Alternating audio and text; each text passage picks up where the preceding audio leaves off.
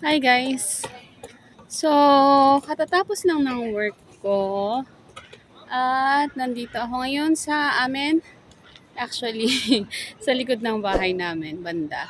And, nakikipaglaro ako kay Bunso. Ayun. Ayun yung bola. Nakikipaglaro sa akin si Bunso. And kahit pagod ako, pumayag ako kasi, alam niyo yun, yung iniisip ko kasi darating yung araw na hindi na niya ako gustong kalaro, hindi na ako yung gusto niyang kalaro. So, meron na siyang sariling circle. Kaya yan, kahit pagod ako galing sa work, makikipaglaro tayo. Kasi gusto kong sulitin tong mga panahon na to na ako pa ang gusto ng anak ko. So, yan. Actually, pagod na pagod talaga ako ngayon sa trabaho. Pero, gaya ng sabi ko, darating yung araw na may sarili na siyang mundo. Medyo ako doon. Niisip ko pa lang parang naiiyak na ako. So,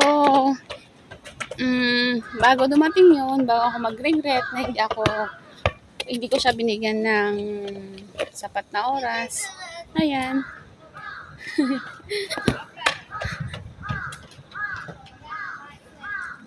Ayoko sanang makipaglaro. Kasi maghapon ako nakatayo sa trabaho. And ayun, kanina umaga na late pa ako sa trabaho kasi nilampasan ako ng bus. Hindi tumigil yung bus doon sa bus stop. So, pumunta ako doon sa may train, sa mahan ng train, and from the train station, medyo tumakbo pa ako papuntang kaisya namin, trabaho. Ayan, sobrang pagod talaga. Ulit-ulit. Paulit-ulit ako sa pagod ako. Pero, yun, i-enjoy natin. Enjoy natin yung ganitong panahon na gusto pa tayong kalaro ng mga anak natin. Ayan, natutuwa pa sila. Tayo pa yung mundo nila. So, sulitin natin yung mga ganitong pagkakataon, guys. Ayun pa yung isang anak ko. Ayan. So, natutuwa ako kasi yung mga anak ko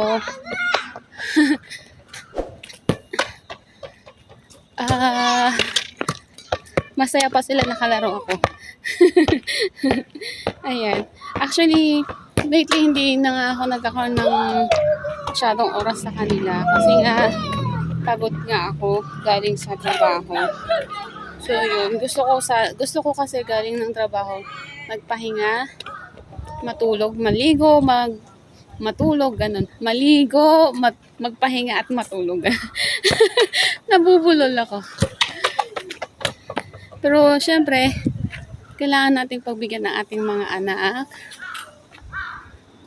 para naman may maganda silang memory sa atin. Meron silang magandang masayang memory na kalaro tayo.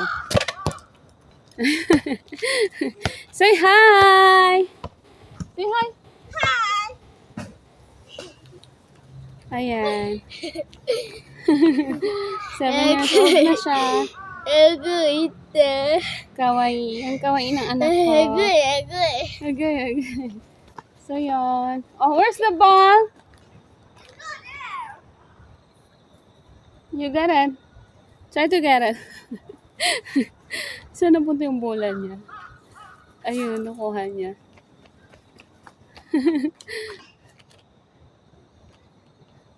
Dati yung batang to, napakapayat. Nung baby siya.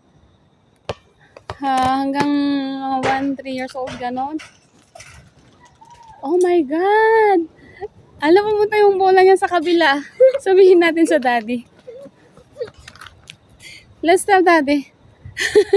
So yun lang guys, na yung bola niya doon sa kabilang bahay. Magpaalam kami sa daddy. Bye guys! Bye! Thank you for watching. Bye!